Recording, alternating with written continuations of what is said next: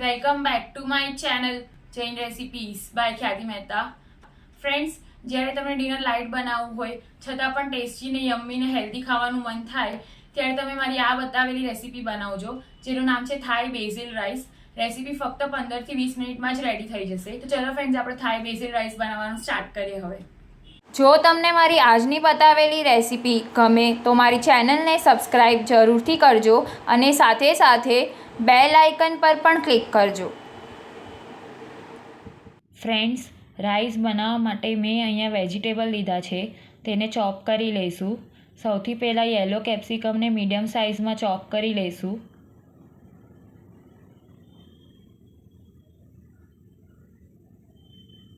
ત્યારબાદ તેને એક પ્લેટમાં લઈ લઈશું.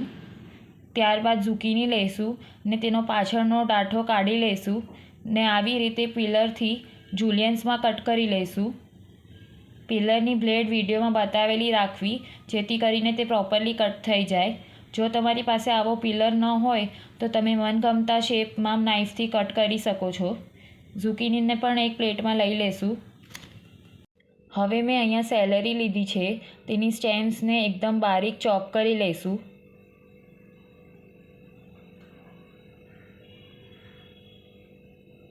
ત્યારબાદ તેને ખાંડણીમાં લઈ લઈશું. ત્યારબાદ મેં અહીંયા રેડ ચીલીઝ લીધા છે, જે અત્યારે વિન્ટરમાં માર્કેટમાં અવેલેબલ હોય છે. જો તમારી પાસે તે અવેલેબલ ન હોય તો તમે તેની બદલે રેડ કેપ્સિકમનો ઉપયોગ કરી શકો છો. રેડ ચીલીઝને આવી બારીક ચોપ કરી લેવાની છે અને પછી તેને ખાંડણીમાં લઈ લેવાની છે. હવે આવી રીતે રેડ ચીલી અને સેલરીને ખાંડણીમાં અધકચરા ખાંડી લઈશું. તમે મિક્સરમાં પણ કરી શકો છો, પણ આવી રીતે ખાંડણીમાં કરશો તો તેનો ફ્લેવર વધારે સારો આવશે.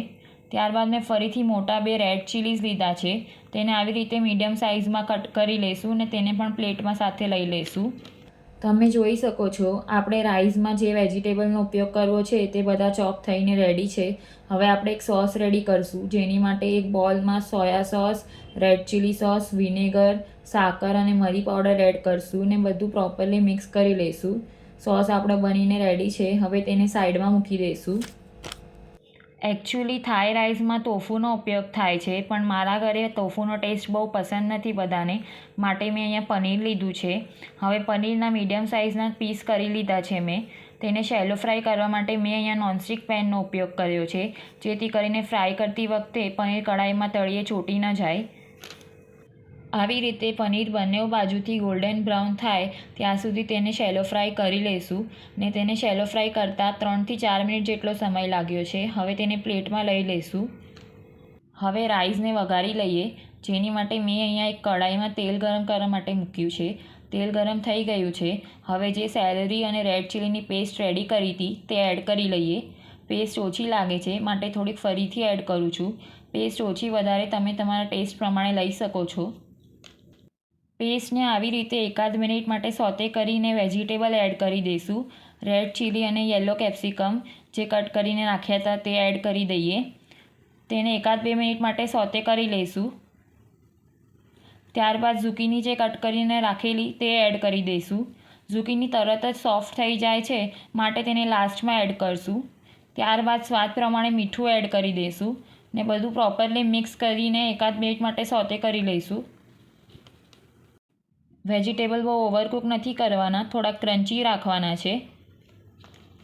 વેજીટેબલ સોતે થઈ ગયા છે તો હવે આપણે બોઇલ કરેલા બાસમતી રાઈસ એડ કરીશું. ત્યારબાદ ફ્રાય કરેલું પનીર અને રેડી કરેલો સોસ એડ કરી દઈશું. બધું પ્રોપરલી મિક્સ કરી લઈશું.